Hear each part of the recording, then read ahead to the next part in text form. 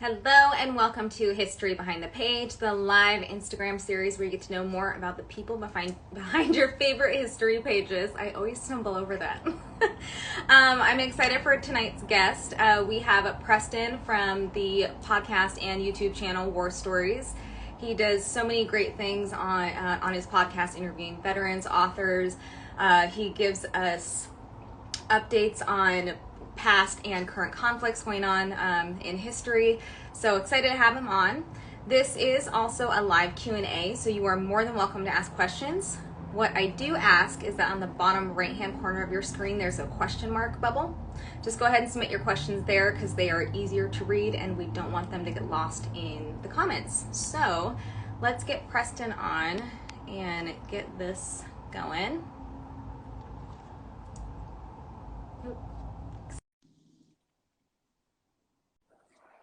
Oh, did that not happen? Oh, wait. Hey! Hey, Sarah, we got it figured out. I know, we did. Yay, go us. How are you? Good, how are you doing? Oh, doing good. You know, it's Monday. I think it's Monday. So I hope it's Monday. Summer, so it all kind of bleeds together, you know? Yeah, kind of. Well, summer in Oregon's not really summer, so yeah. We have summer maybe like, I don't know, a month and a half out of the year, and then it's just rain the whole time. So. Oh, gotcha. Okay. I think we've only been out there, only time I've been out there is in May. So yeah. I guess it was kind of rainy, kind of chilly, kind of rainy still. Kind of weird. Yeah. Thanks so much for coming on.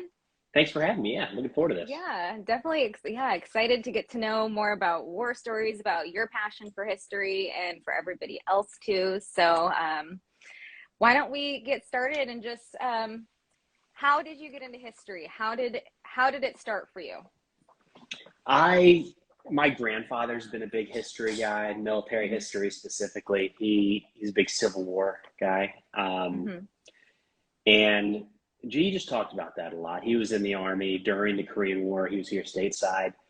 And I don't know, I just grew up with him talking about that a lot. They did a lot of arrowhead hunting in Southern Illinois, which is really cool when you think about it. I mean, they got buckets full of pristine arrowheads. And I didn't really appreciate that at the time. But now it's super cool. And then, I don't know, I was middle school, would lean towards the History Channel. I know it's kind of a joke that like the time when the History Channel was actually showing history, World War II and color and that kind of stuff. I just liked watching that. And then eventually got to the point where I just found myself, you know, after college, you can read what you want to read and watch what you want to watch. And it was mostly history stuff. And that just kind of, you know, rabbit hole. Yeah. So did you go to school for history, or you just kept it as just a passion kind of for you? Yeah, I sophomore year, we had to choose a major, and I was going to be a military history major. And I remember my parents saying, well, "What are you going to do with that degree?" So I did international relations, and I haven't done anything with that degree. But didn't study it. It's just been a hobby. Yeah, it's been a hobby. Well, that's amazing. So I know you said a little bit more about World War II being more kind of like your thing, but how, like, oh shoot, what was my question? How did your more passion of World War II start? Like, how did you start getting more, what piqued you for that conflict versus anything else? I think it's easy compared to other conflicts. There's a good side and a bad side, pretty generally accepted now.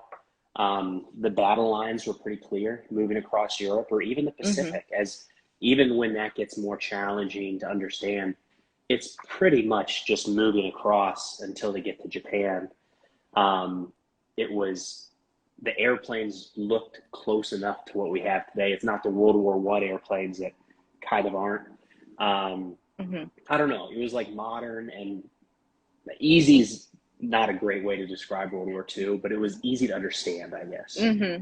I get it, because it's more of, I guess, a current-ish more conflict growing up than, you know, just like probably, you know, the war in Afghanistan, you know, Operation Iraqi Freedom and stuff. Kids probably nowadays are learning, you know, in the next 10 years, and they're learning about that like we were learning about World War II. So I guess it's more about current conflicts. So let's talk about YouTube. Let's talk about war stories. So how did war stories come about? So I started making, like so many people in COVID, started making little content uh, Mm-hmm. during some of those lockdowns, and was making military history stuff on TikTok, just Okay. because I like military history. And Gary Vee was big on TikTok, so I thought I'd give it a try. Mm-hmm. And those are, 60 seconds Uh-huh. max. I think they've expanded now to 3 minutes, but it's fun to try to cram things into 60 seconds. Mm-hmm. But you can't. There's a serious limitation there, obviously. So Yeah. started doing a little bit longer form things just on a podcast, just talking through a story. Mm-hmm. That even if it just takes 5 minutes, it's better to get some of that out than skip 4 minutes of it for a TikTok video. Exactly. Yeah. And that's kind of morphed into a different thing where now it's more. It used to just be me talking, which was easier in a way, but Mm-hmm. monologues are kind of hard, I think. So Mm-hmm. now it's more of an interview. A friend of mine that I was in the Army with, Sayer Payne, and we have veterans, authors, people associated with the military, I'll say, Mm-hmm. and it's fun. We've gotten to talk to people that I don't think we ever would have, simply because we say it's for it's for a podcast, and now we get to have pretty cool conversations. That is so. So, did you approach your buddy in the military to do the podcast, or was this his idea? Or I had been doing it myself for a little mm-hmm. while, Okay. and I kind of put the notice out to friends and said if anybody wants to come on at some point, because it was just a monologue, and he raised his hand and did it pretty early on. Mm-hmm. Um, so then as we got into a handful more episodes, I asked him if he wanted to do it. It was a comfort thing. Um, Yeah. like when there's a third person here in this interaction, it's Mm-hmm. like the pressure isn't all on one person to come up with the questions and keep the Yeah. conversation going. Like, it's not that I'll zone out, but like you can afford to step back for a second and let the other Mm-hmm. person lead the conversation. So it's been a comfort thing, and it's fun. It's a friend. So yeah, I Yeah. asked him and he agreed to do it, which is awesome. And so, how long has the podcast been going on? About 2 years now. So we Two started in years. June of 2020, and Sayer and I have really been doing this interview style. It's pushed out to about an hour long, Mm-hmm. about 8 months, 9 months, something like that. Mm-hmm. 8, 9 months. Yeah. That is awesome. I feel like a lot of these amazing history content came out of COVID, and it's weird that that was already 2 years ago. I agree. Yeah, It is. a When you different said world two not that years, long I was ago. like, I know, I was like, wait a second, wasn't that just yesterday? It was, yeah. It totally feels like it. So you said that you served. Mhm. Will you tell us a little bit about that? Yeah, so for college, went to West Point, the U.S. Military Academy. So Mm-hmm. I commissioned and a part of that was the history piece of it. Mm-hmm. There's a lot of military history there, and Yeah. I don't know, I like the idea of being a part of that. And so commissioned in 2009 as field artillery officer. I spent 5 years active duty. Um, on the active side, I was the 101st Airborne out of Fort Campbell here in Tennessee. Mm-hmm. Went to Afghanistan in 2010 for a year, and then another 7 months in 2012. Got out of active duty and eventually went back into the National Guard, and now I'm in the reserve. So I'm still chugging along, but Yeah, weekend you warrior are. now. Yeah, you. Oh, that's amazing. Uh, that's cool. I've always wondered this, how was going to West Point? Because it is so historical and it is like the school to go to. How was that? It's it gets better the longer you get from it, the further away you get from it. More and more, I just remember the good times and the fun memories. Mm-hmm. But it was hard. You really have to make a decision if you're going to stay after your sophomore year. You can leave Oh, any point your first 2 years, and there's no tuition, right? It gets paid back with service, so you can step yeah. away. There's not really much pressure in that sense, but there were Mm-hmm. a couple times where I almost left in those first 2 years. Just the classes are hard. Yeah. Everybody's so dang smart. I was Mm-hmm. not. I was surrounded by. I always joked like I kind of snuck in. My grades were lower than other people. My test scores were lower than other people. Yeah. So, great group of folks that help Mm-hmm. you along. They Yeah. sit down and study with you, and it's the Army, so it's a team, and you end up serving Mm-hmm. alongside those people. So they want to see you succeed, and good group. Oh, that's awesome. Well, thank you so much for your service, I appreciate that. Preston. Yeah. So, wow, West Point, 104. Wow. So you were in from 2000. I mean, you're still in, but active duty, you said 2009 to, To 2014, so 5 oh, active. okay, 5 active. Wow. That's crazy. Do you think you're going to do the reserves in this for, for in the long haul, like forever? I Not think forever, so. but yeah. I left active because I wanted to try other things. Just Mm-hmm.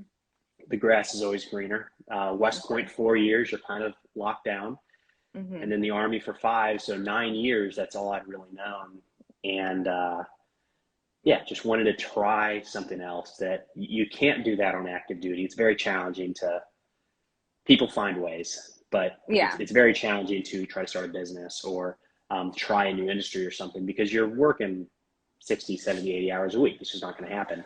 Mm-hmm. So tried out the National Guard. I was a battery Mm-hmm. commander there for HIMARS, which is now in the news, heading over to Ukraine. So HIMARS Mm-hmm. unit. That was good, but also very, very. I think I was away from home like 70 nights that year, Oh, which wow. is a lot for a part-time job. Mm-hmm. But the reserve unit now, I'm in a training unit. We help other units get ready wherever they're going, and the tempo is great. The tempo is, if it's like this, I'll stick it out because it's an addition to, it's not a burden, if that makes sense. Oh, that totally makes sense. Oh, that is super cool. Oh, hold on. Oh, we have a question. Oh, the question disappeared. Oh, okay, never mind. We'll keep going. So, just a reminder, if you guys want to ask questions, there's a little question mark bubble on the right-hand corner of your screen. You are more than welcome to submit your questions there so we can get those answered. So, how did your service in the military help with your whole thing of history, even though you'd already been a history nerd prior to that?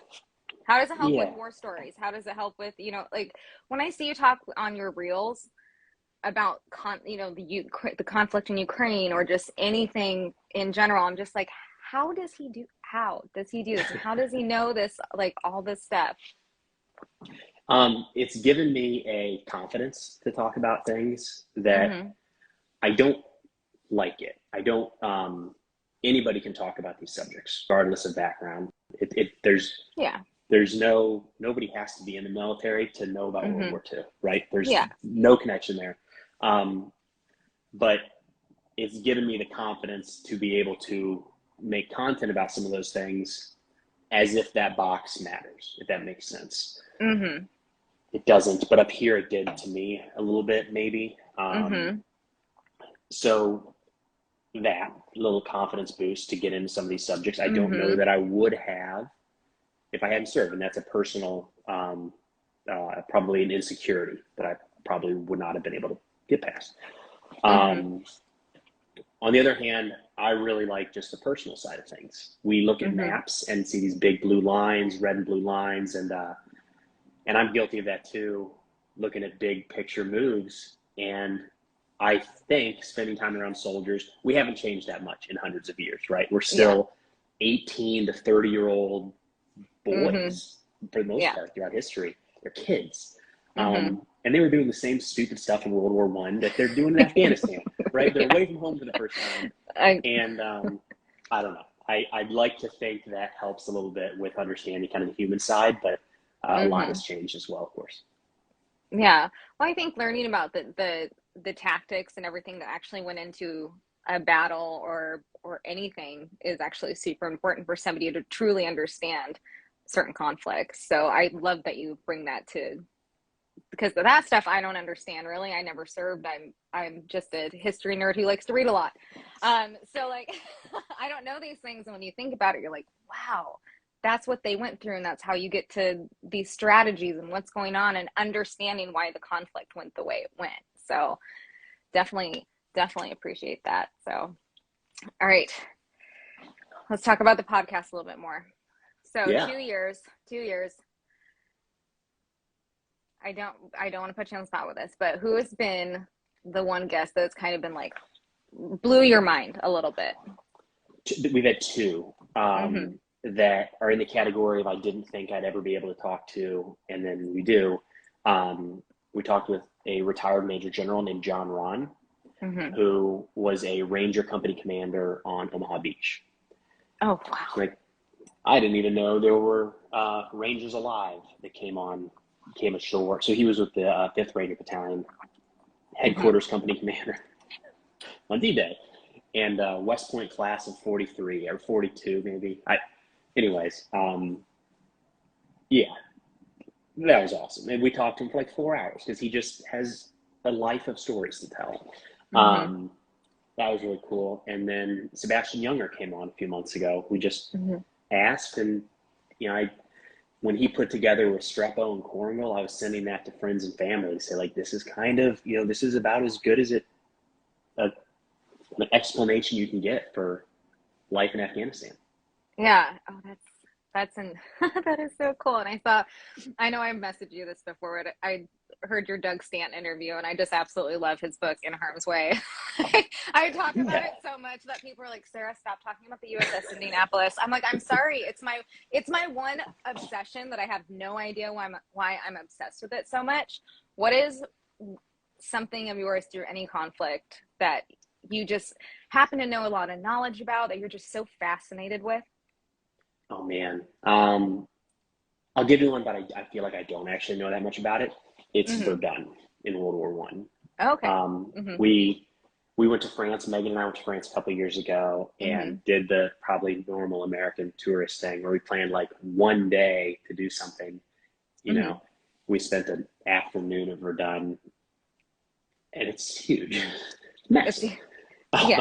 Um, so didn't get to see nearly as much as I would have liked, but the size and scope and just you know, I'm not going to remember the top. I think it was like 300,000 were killed in that battle.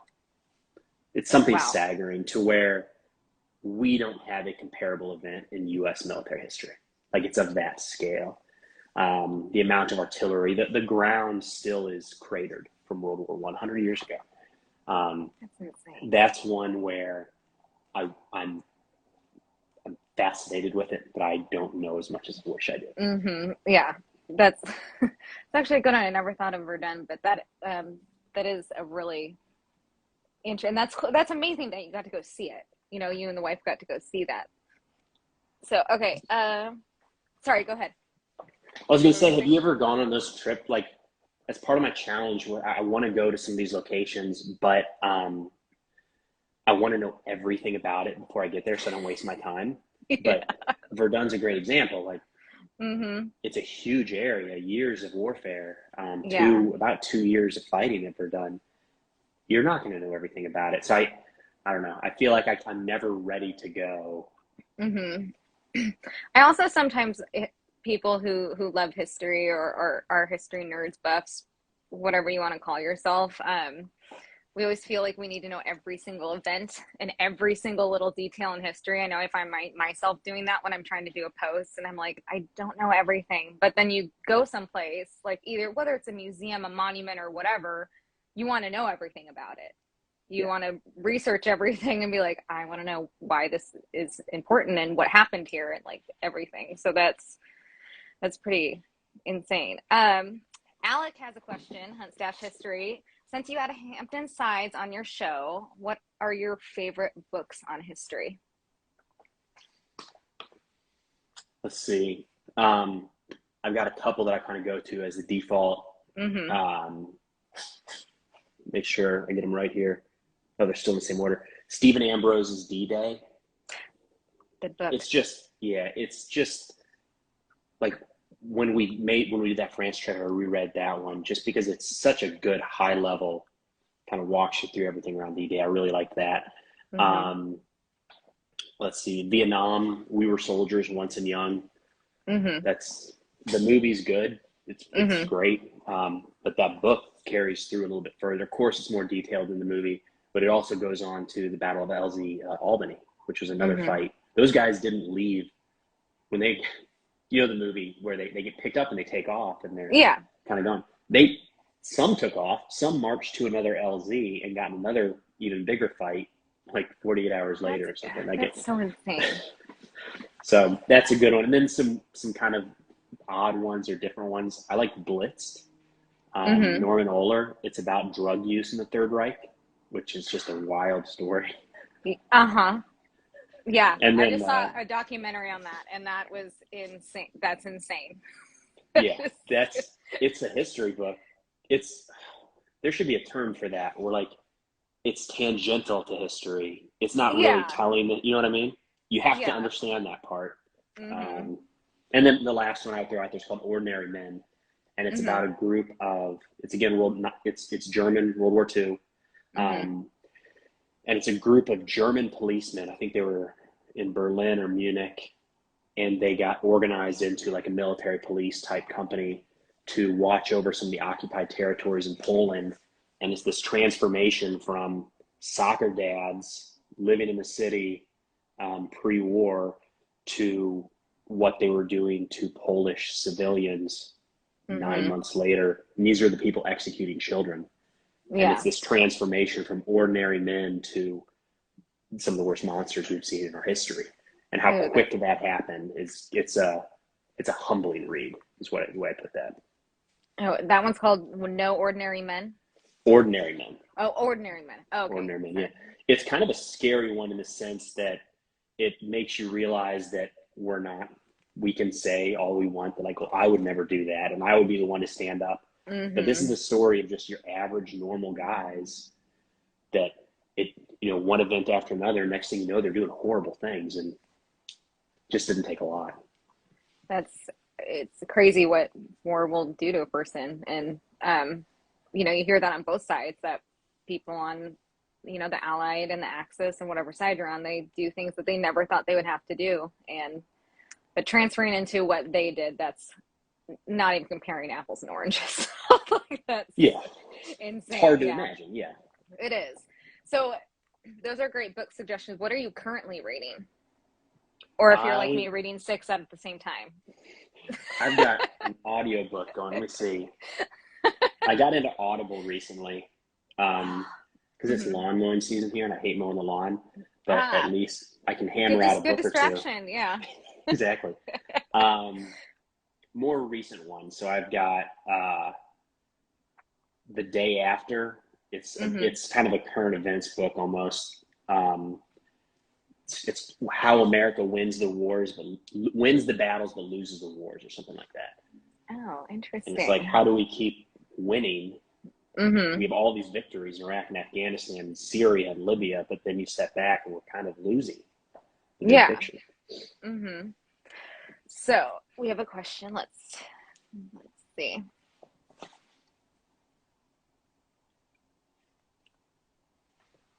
Okay. Can you read that on the From screen? JD? Yeah. Why don't you Yeah. read that? JD, what's up, man? I mentioned referring the documentary Restrepo to people. Were there things in your experience that weren't reflected in the documentary?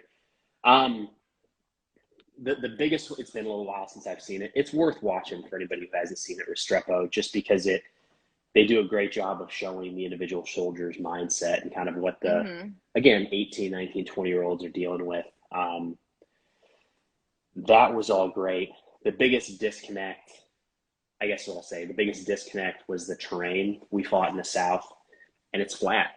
It's overgrown poppy fields, marijuana fields, grape rows. So you can Mm-hmm. see way, way out in the distance. We didn't have mountains or didn't fight in the mountains. We'd kind of see them. Yeah. So the terrain was much, much different. And those guys walking along this, I mean, it gives me anxiety watching them drive those Humvees along the sides of those roads and the sides falling out.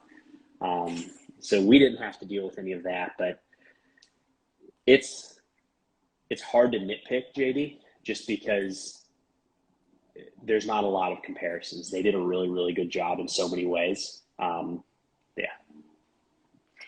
So thanks JD for the question and also getting the next subject going. Let's talk about some documentaries. What are some of your go-to documentaries that you recommend for people that have Go-to been, documentaries. yeah, Yeah. for any conflict, or you can stick to one conflict because we're gonna go into movies next. So. Oh no, I don't know. I might cross over accidentally here. So documentary, let's see, World War One. Um, what is the one that came out not long ago in color? Oh, the one that what's his name did? Yeah, the I keep wanting to say with the old breed, but that's not it. It's It's not with the old breed, yeah. no, I know it's not with the old, the old breed. I'm having a brain fart just like you. The World War I that they released in theaters and you can't literally get anywhere. I've tried looking for it. They had it on like American Airlines for a little while, Oh, did and they? yeah, we will all grow. They shall not They shall grow. not JD grow. from the Thank Bear. you, Yeah. JD. I'd like to say that I was about to get it, but I don't think I was. Um, that That was I'm gonna. That's a documentary, right? Can we put that in the it is. documentary Yep. category? Yes. Okay. Yeah, that's awesome. That's way up there. Let's see, World War II. I don't know. There's so many good. Just the World War II in color, HD, all of those. Netflix has had some really good ones. The recent ones on Netflix, I think, have been pretty good. They the recent ones on Netflix have been really good. There's this I can't remember. It's one that just came out probably about 6 months ago, but they were talking about Patton, and this always bugs me when really good documentaries get a tiny fact wrong. But they said Patton died in a car accident, and I was like, no, he didn't. Like I was like yelling at the TV. I was like, this has been such a great documentary until you said that. And then I was like, it's an easy fact check. But no, Netflix has come out with, and they always keep redoing and putting out the documentaries on there too. So, And the one recent one I'd point to is a guy that we just had on the podcast, but won't come out for a few weeks.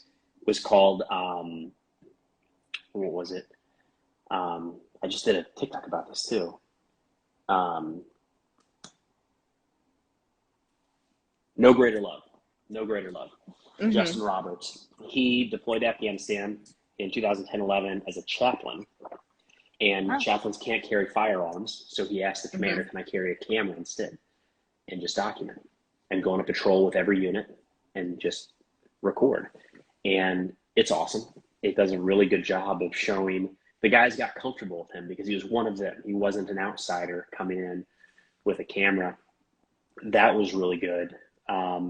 And Justin's in Ukraine right now doing the same thing. He's out of the army, but he's doing a documentary in Ukraine. Oh wow, that's yeah, because that. Oh, Ukraine. How? Okay, so this just might be from your obviously tactical experience. We'll come back to movies in just a second, but before I lose this question, so how is the war in Ukraine, or if it is it different than any other conflict that we've seen in the past, I don't know, 30, 40, 50 years? Yeah, it's crazy to watch. Mm-hmm. I don't think we can fully appreciate probably the loss of life. Mm-hmm. I think it's probably higher, just all around between Mm-hmm. civilians, Ukrainian soldiers, Russian soldiers. I think it's a number that would be numbing to us today. Mm-hmm. The technology that's making it easier to kill with drones, aircraft able to spot targets, and then the massive artillery. We haven't seen. I've seen a lot of people compare some of these, like in Mariupol in the south. The city was just devastated, Mm-hmm. and I've seen people compare that to areas in the Middle East. Yes and no. The volume of fire that is happening on those fronts, I don't. There's not a U.S. conflict in recent times that you can point to. I mean, you'd have to get back to points in Vietnam, I think. Oh yeah. Just we didn't ever use that much in one area for that long. Mm-hmm. Shock and awe leading up to 2003 in Iraq, that was a lot, but it didn't go on for 2 months.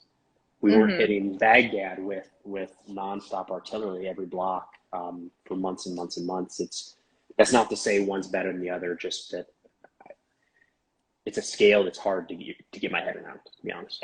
Is there a strategy on why you would fight a war like that, or like just shell a city for months, the same one, months on end? I think it's partially what we'd see in World War I and World War II, Mm-hmm. especially World War II, I think, is the better example. When there weren't the periods of breakout and quick maneuver from either Mm-hmm. side, there was relative stagnation, especially in the East at times. There'd be Mm-hmm. stagnation. You'd see these cities just crumble. Um, I think that's it. It's just kill everything in your path and move through. Um, Mm. I think it's almost like warfare hasn't changed as much as maybe we think it has. Mm-hmm. Maybe just technology. Yeah. Yeah, that is. I really do appreciate your reporting on Ukraine because I feel like we don't hear the tactical side of it as much from, well, the news, but the news is, well, the news. But you're really informing a lot of people on the conflict, even though it's not, it's not here in the United States, but you're informing what's going on in Ukraine. And so I really appreciate that. So Thank you. Yeah. yeah, it's very informative.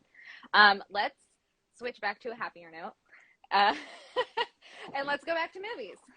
So let's hear your movie recommendations. All right. Give me a parameters here. Okay, let's say your top five. Oh man, I thought you were going to narrow it down more than that. All right.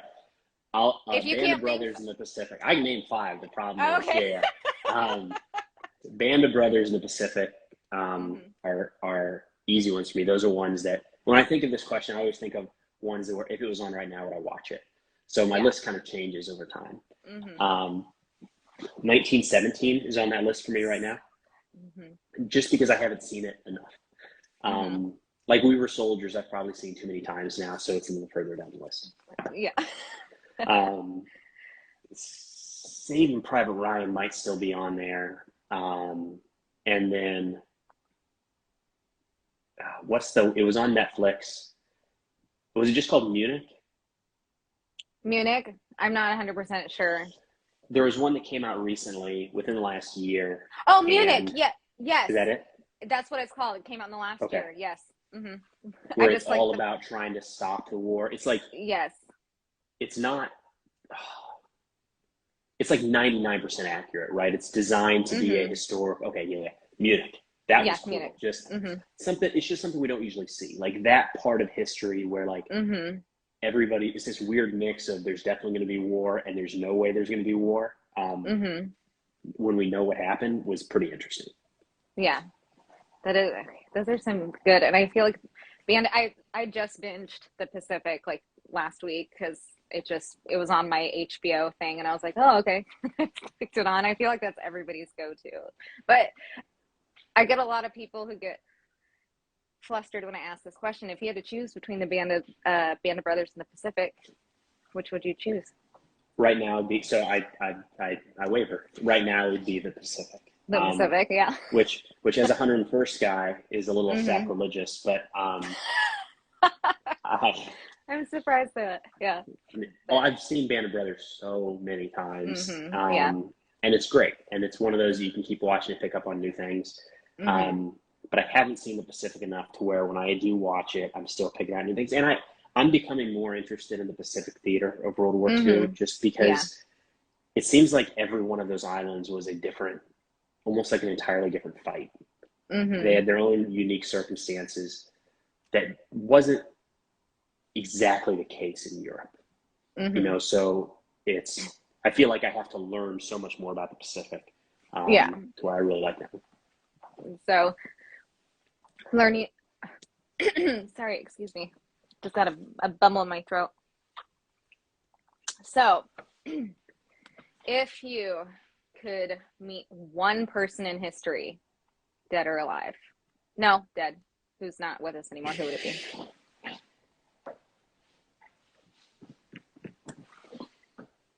One person in history. So I got to think of the right time period. It could be any time period. People were, I think somebody on one of the shows said some like Roman king or something. So you can go back as far as you want. Maybe Omar Bradley. I'd like to know, to go back to the D-Day stuff, when he was thinking about calling it off and couldn't see the beaches. We put a lot of weight on Eisenhower. Well, all the weight was on Eisenhower to make that decision to go or not go. But once he said go, it was really out of his hands. And then it fell to Bradley. That was kind of the next major decision that never was, which he could have stopped sending troops into Omaha. Yeah. And I feel like it'd be interesting to have that conversation.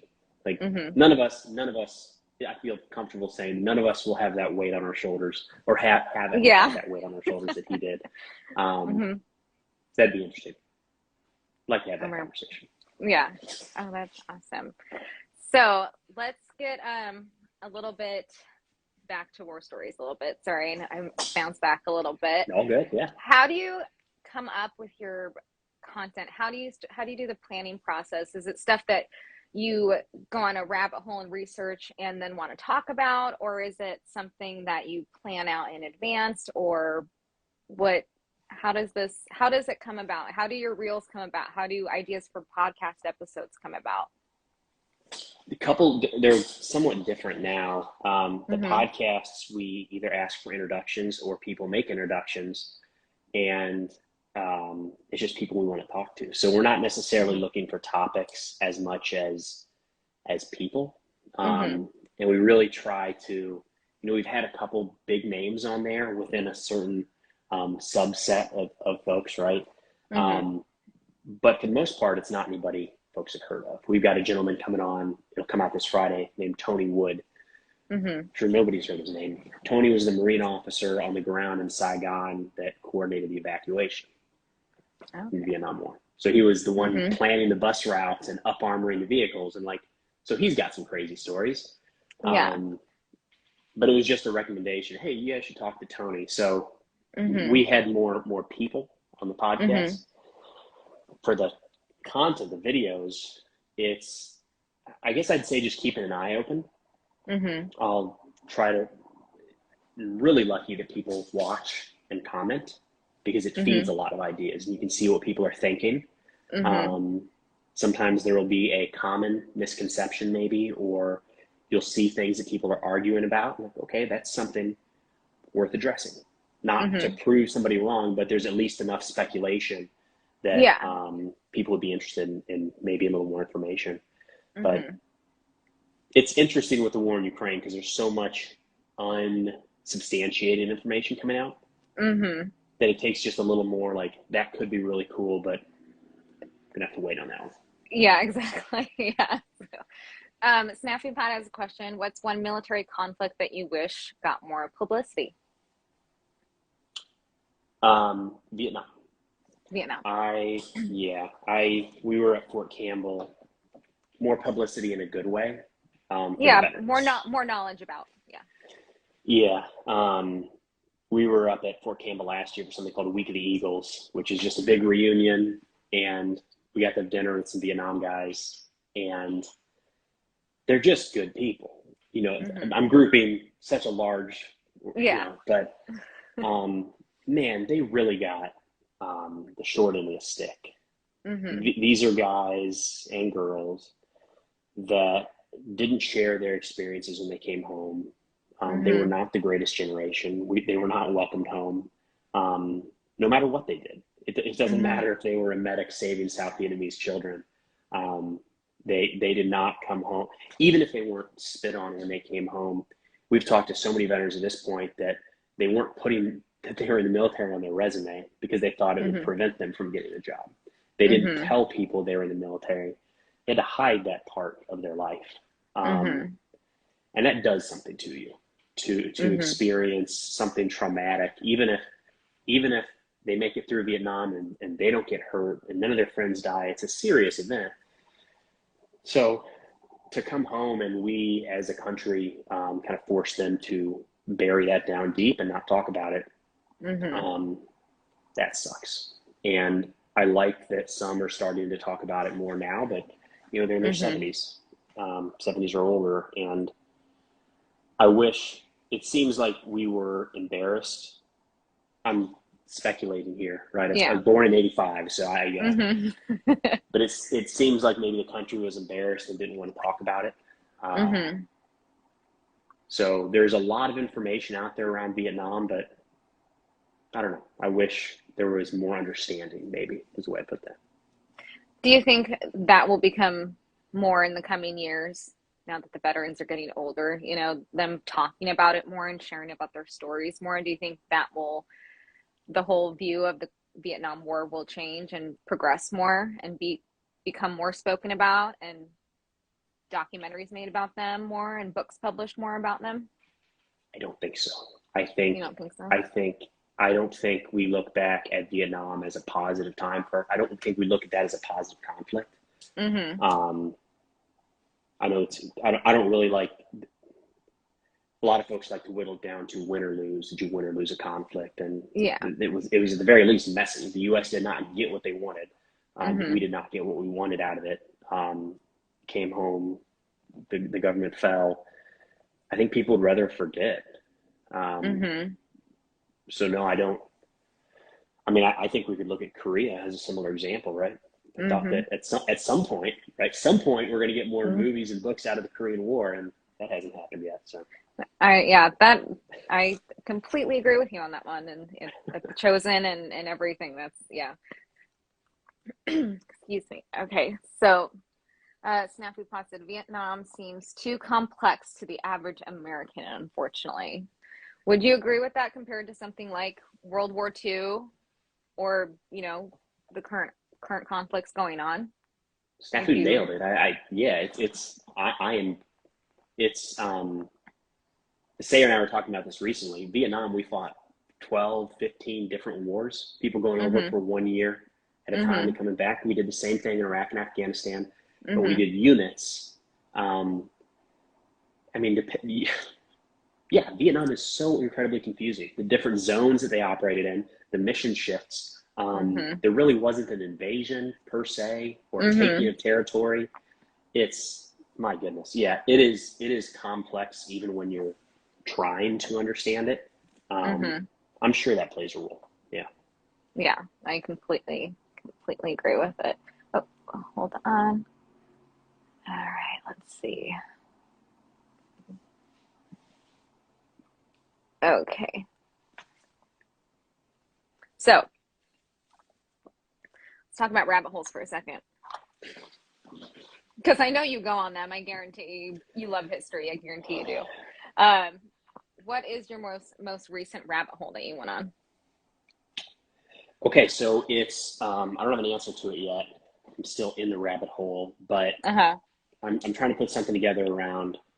Right now, I see with the war in Ukraine, there's you get some voices on both sides that are. I'm trying to think of a nicer way than to say conspiracy, but they're fringe. We'll say they're fringe Mm-hmm. voices, and there's just so much confusion in the middle. Mm-hmm. And it's something I've been kind of fascinated with looking back at past wars. Like we know exactly what happened in World War II, but the Mm-hmm. people in 1943 didn't.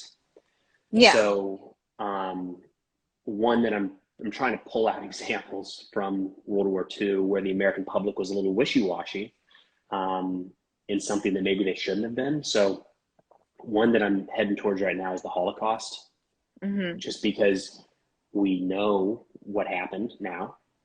But Mm-hmm. in the middle of the war, I think it was like 43, it was something like 47% of Americans believed that it was happening, Mm-hmm. like at all. But it had been reported on. So like it was in the news, people were talking about it, and like over half of Americans either said they have no opinion or that's just a rumor. So Yeah. we're the same people, right? Technology is a little bit different, but you and I are the Yeah. same as the people walking Mm-hmm. around 80 Yeah. years ago. Yeah.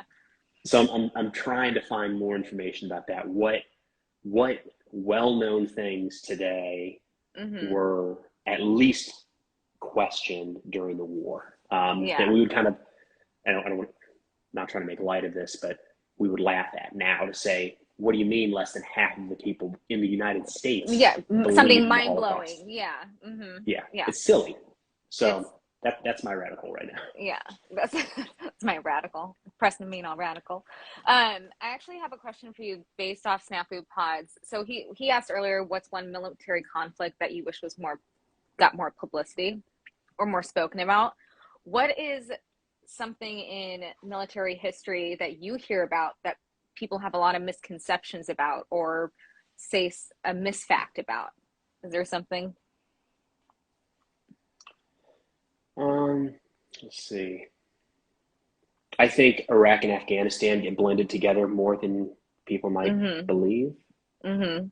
as being the same conflict. They were two distinct conflicts. There's Mhm. areas we could tie them together, um, but we did not go looking for weapons of mass destruction in Afghanistan Mhm. that I'm aware of. I don't remember any part about that. Yeah. Um, but we have, for better or for worse, especially Iraq and Afghanistan, have been grouped together as a global war on terror.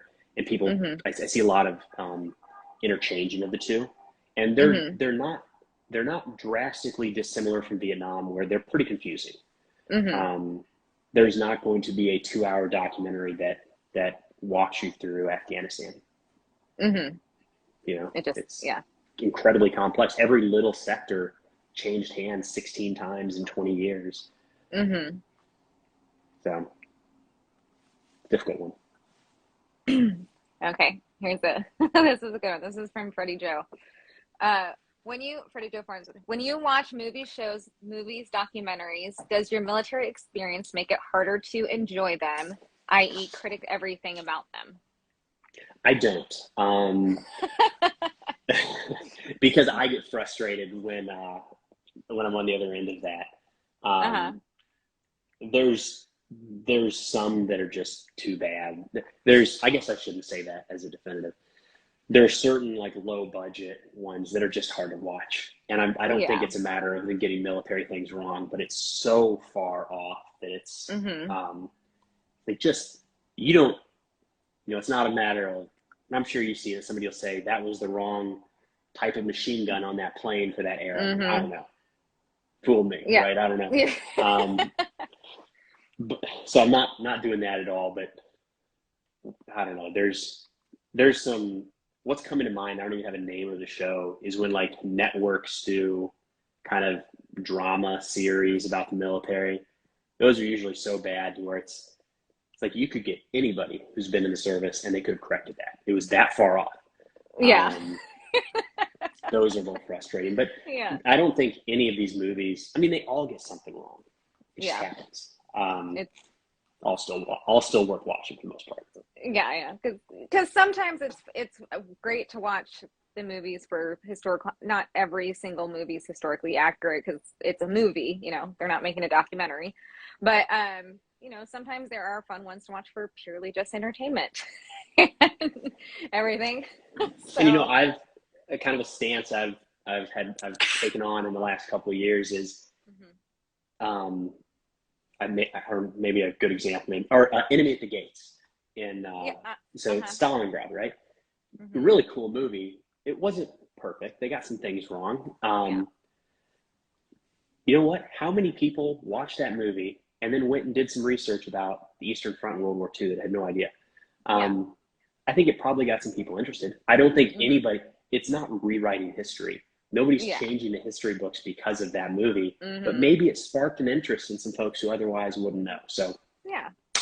we'll let those errors go. Exactly. So, all right, Snafu Pod asked another question and he stole it before I could ask it. What is the worst military movie you've seen? Oh, man. I always give Hurt Locker a hard time Mm-hmm. just because the plot didn't really make sense. Mm-hmm. They made the guy seem, oh no, it was a green zone.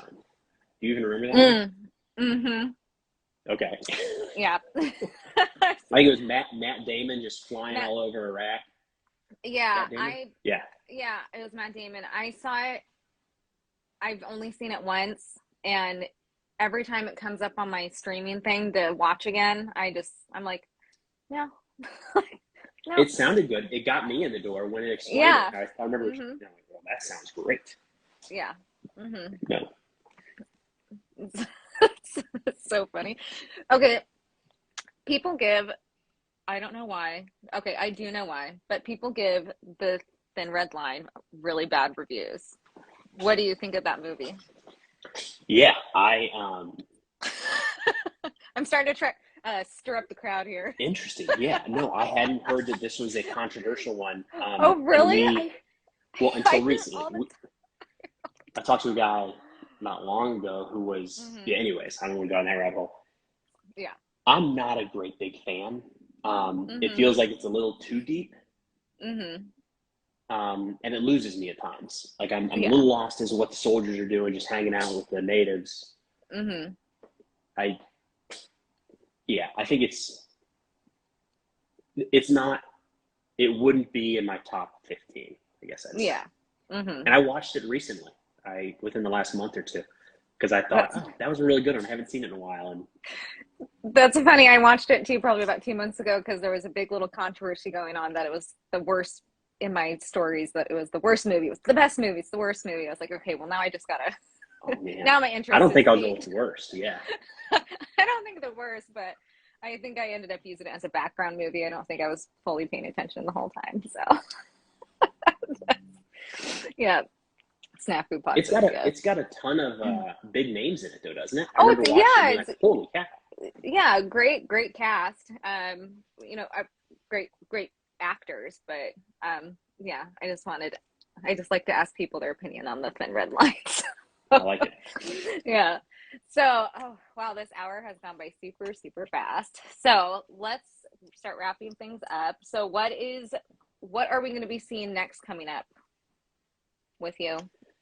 So we've got a couple episodes coming up. The next two episodes for War Stories, we've got let's see, Anthony Wood, Marine officer, Mm-hmm. planned the evacuation from Saigon.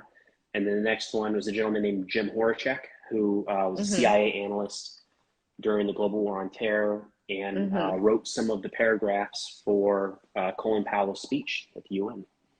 Wow. So he was very heavily involved in the weapons of mass destruction Mm-hmm. case. Mm-hmm. He is not. He had some interesting takes on that. He's saying, "Hey, we knew pretty early on this wasn't a thing." Mm-hmm. Um, but anyways, those are the next two episodes coming out of War Stories over the next 2 weeks. Nice. We'll definitely have to I will definitely post everything. What platforms can everybody find you on? Yeah, so try to get around on all of them. TikTok and YouTube, Mm-hmm. post there probably twice a day, 1, 2 times a day, and then Mm-hmm. the podcast is on Apple, Spotify, and YouTube, and that comes out once a week. Once a week. Awesome. Well, And Instagram. I gotta and say we're Instagram. here. Yes. Instagram, Wait a yeah. second. So, Yeah. You don't have an Instagram. We're slacking. just magically talking. So, Preston, thank you so much for coming on Thank you, and Sarah. doing this live Q&A and just letting us talk about history and your background in history and everything. And I want to thank everybody else for coming on too. This will be on YouTube tomorrow too as well, because Instagram likes to delete my videos after 30 days. So that's the only reason I have a YouTube channel is all these episodes are up on there. So it'll Sure. be available there. I will post where you can find Preston in the comments. And again, Preston, thank you so much for coming on. And it was so great to talk to you. Thanks for the advice, Sarah. A lot of fun. All right. Bye, Preston. Bye, guys. See ya.